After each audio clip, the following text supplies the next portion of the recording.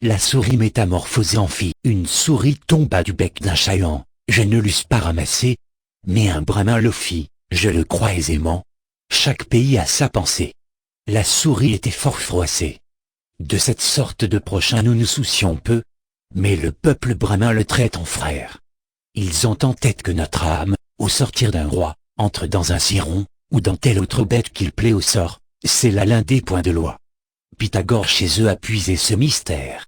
Sur un tel fondement, le brahmin crut bien faire de prier un sorcier qui logea la souris dans un corps qu'elle eût eu pour autant jadis.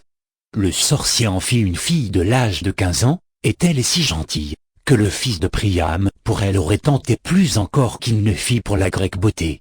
Le brahmin fut surpris de choses si nouvelles.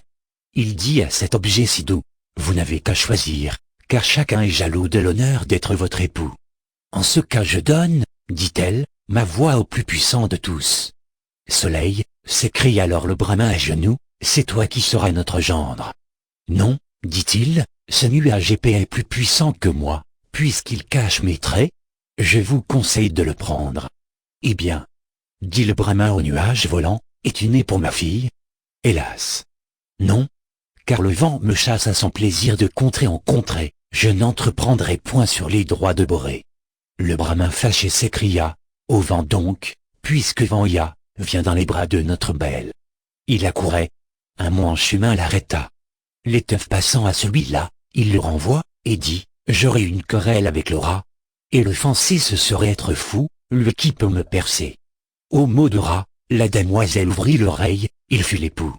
Un rat, c'est de ces coups qu'amour fait, témoin tel et tel. Mais ceci soit dit entre nous. On tient toujours du lieu dont on vient. Cette fable prouve assez bien ce point, mais, à la voir de près, quelque peu de sophisme entre parmi ses traits, car quel époux n'est point au soleil préférable, en s'y prenant ainsi.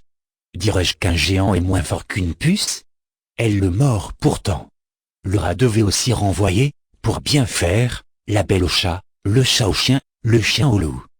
Par le moyen de cet argument circulaire, Pilpé jusqu'au soleil eut enfin remonté. Le soleil jouit de la jeune beauté. Revenons, s'il se peut, à la métempsychose, le sorcier du brahmin fit sans doute une chose qui, loin de l'approuver, fait voir sa fausseté. Je prends droit là-dessus contre le brahmin même, car il faut, selon son système, que l'homme, la souris, le ver, enfin chacun aille puiser son âme en un trésor commun, toutes sont donc de même trempe, mais, agissant diversement selon l'organe seulement, l'une s'élève et l'autre rampe. D'où vient donc que ce corps si bien organisé ne put obliger son hôtesse de s'unir au soleil? Un roi eut sa tendresse. Tout débattu, tout bien pesé, les âmes des souris et les âmes des belles sont très différentes entre elles. Il faut en revenir toujours à son destin, c'est-à-dire, à la loi par le ciel établie, parler au diable, employer la magie, vous ne détournerez nulle lettre de sa fin.